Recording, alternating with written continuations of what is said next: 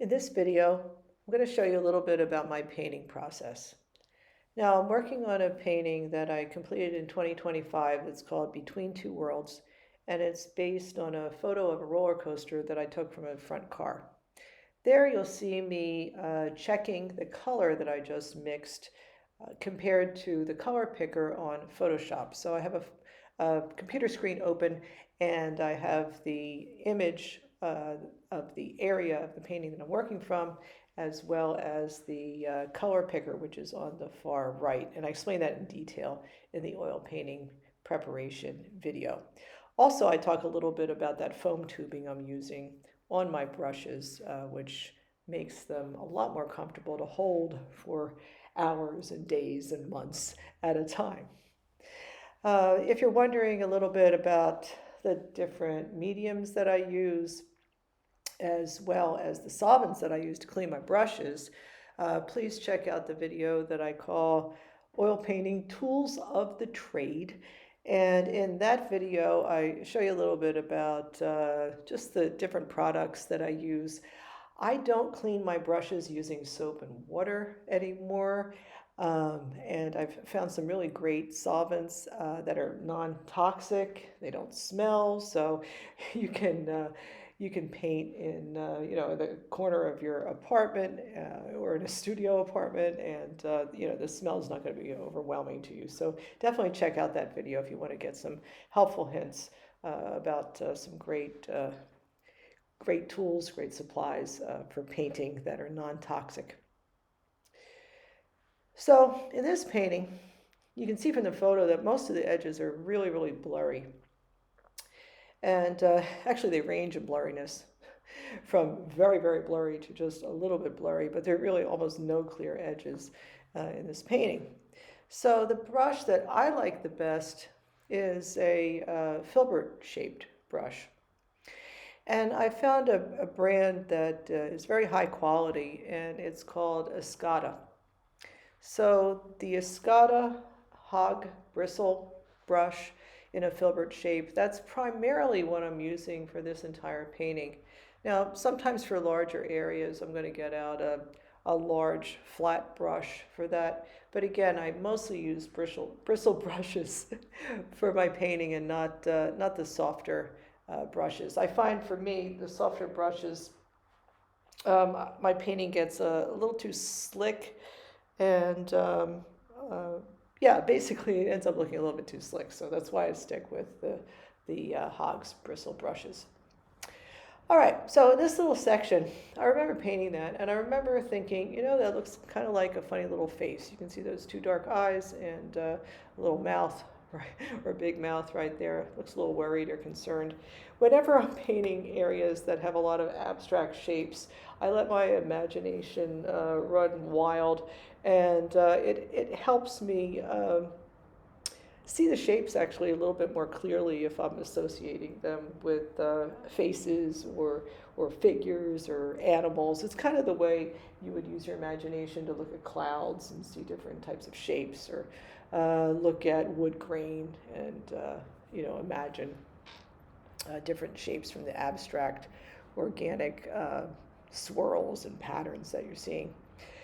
Okay, now another thing I want to tell you about this video is I edited out a lot of the downtime where you're just looking at the screen and seeing basically nothing, because I'm working on mixing the colors and or reloading my brush with more paint. So it's a little bit unrealistic watching me look like I'm continuously painting. And now you'll notice that it seems like I'm painting a whole lot faster. Well, that's because I just sped up the video. So it's 4 times as fast as it normally is. And all you have to do, if you want to see this in real time, is go to your settings and click on 0.25. And that'll take this back to a normal time frame. Of course, if you do that, I'll be talking really low and really slow. But you'll still be able to understand what you're seeing and what I'm talking about. Okay, so basically, Looks like I'm pretty much done with that section and about to move on. And here I am putting in some of the darks. Now, in painting, it's wise to work back to front and dark to light. So I have a lot of dark shadows in here, and you want to keep your shadows or your darks relatively thin. So you want to leave the paint relatively thin. And when you're working on the lights, then you want to get those thicker. You want to use thicker paint for the lights. And the reason for that is so you can create the illusion of three-dimensional form. So the darks that are in the back, thinner, and the lights that are coming towards you, thicker. So that's just a general rule. And you'll notice that the edge of the dark on the left side is really rough. The edge of the dark on the right side is a little bit clearer. Now for this painting, you'll see that there's a red ground. So when I started this painting, I coated the entire canvas with a Venetian red that I thinned down with odorless paint thinner. And the only time that I paint with the odorless paint thinner is when I am blocking in my painting initially. And I also will use I'll use a brush with solvent on it to wipe out the lighter areas. So that's what you're seeing. You're just seeing my underpainting, the imprimatura there, and that's the red ground. Anyway, here I am working on this edge, which is, it's not really sharp and clear, but it's fairly sharp, and I need to work this new section into the old section I worked on. And in order to do that, I'm using paint that's on a little bit thinner side. Now at this point, I'm painting with medium. And I'm using the Echo House Heavy Dave Marr medium. And again, I talk more about that and show you what I use on the other video. But that's what I'm doing, using a little bit of that with my paint. So it just in order to, it makes it go on a little bit smoother. And I'll use more of it if I'm glazing over an area that's already dry. But here I'm just, building up the paint, and now I'm working on a lighter area, and I'm going to be I'm blending the edges in to the darker area that I already have. And as I continue to work on this painting, rather than narrate the whole thing, I'm going to put on some music for you to listen to, or of course you can listen to whatever music you want to. And I'm going to pop back in later because I will change the format of the video. And then I'll show you a little bit more about mixing colors on the palette and applying the paint in real time.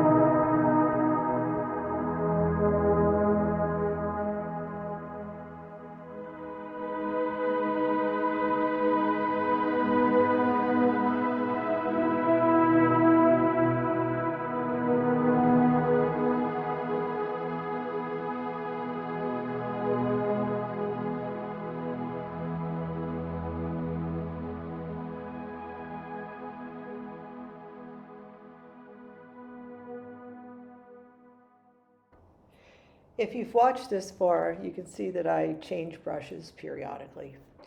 Basically, you want to use the largest brush that you possibly can for the area that you're working in.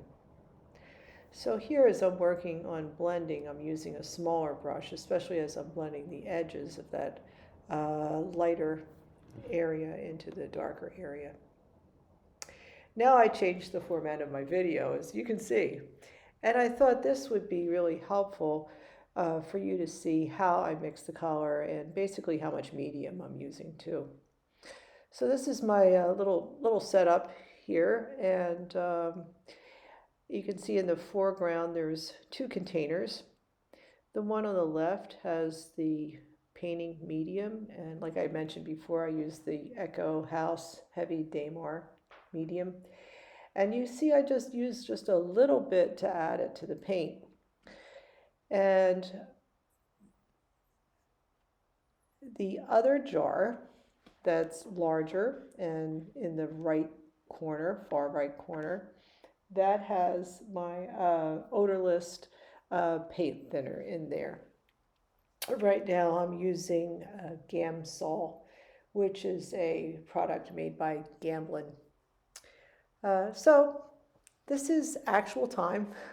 Nothing's, the video is not sped up yet. It's going to get sped up very soon. But you can see about the pace that I'm working and how I add a little bit of the medium. You can also see the batches of the different colors that I have mixed up on my palette. And now the video is sped up again. So this is 4 times the speed. And if you do want to watch it in actual time, again, you want to go to your settings and change it to 0.25, and that'll make it in, make the painting look like it's in real time. So you can see how I'm re-dipping the brush periodically in the paint, and how I, grab the paint, and there I'm testing a color, okay, and then I decide I need a little bit more of a few more colors. Looks like I added some Venetian red and some yellow ochre, and anyway, a few additional colors, and I wasn't satisfied with the color that I mixed, and I'm also, looks like I'm running out of some of the colors, so I'm mixing more. Then I'm putting it on that little paper tab, and then I'm holding it up to the color picker, which you can't see on my video screen right now. So I'm checking it to see if it's the right color. And so I'm adjusting it as I go. So basically, and I talked about this in one of my other videos too, but I like to call this the Goldilocks theory of color mixing. You mix a color and then you compare it to the color that you're trying to make that's, in the photo, or in this case on the screen. And you ask yourself the Goldilocks question: what is it to? Is it too light, too dark, too yellow, too blue, too green, etc.? And then you go about adjusting the color based on what you decided. So for instance, let's say I'm making this darker brownish tone, and maybe it wasn't cool enough. Maybe it looked too warm. Maybe it looked too orange. Then I would go add some blue to it. So that's how I go about making a painting. And here we're just slowing down, getting ready for the last minutes of the video. And so this is about the pace that I'm normally working. And it's very engaging, I have to say, as I'm working. But the pace is slow and meditative, if you're watching it. There I'm adjusting some of the colors. And again, you can see how I'm working with the different colors in the palette, and how I'm using them and adjusting them as I go.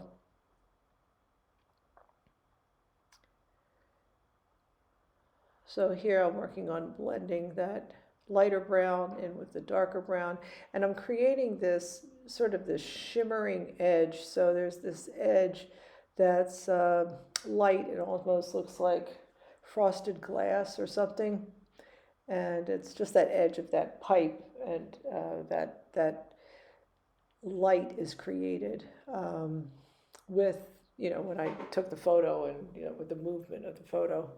So that's what I'm working to get that lighter sort of shimmering light along that edge there, and then blending that into the darker that darker pipe shape. And this wraps up the painting section of the video. And here I just want to show you, this is the area that I was working on during the video. And that shows you about how far I had progressed.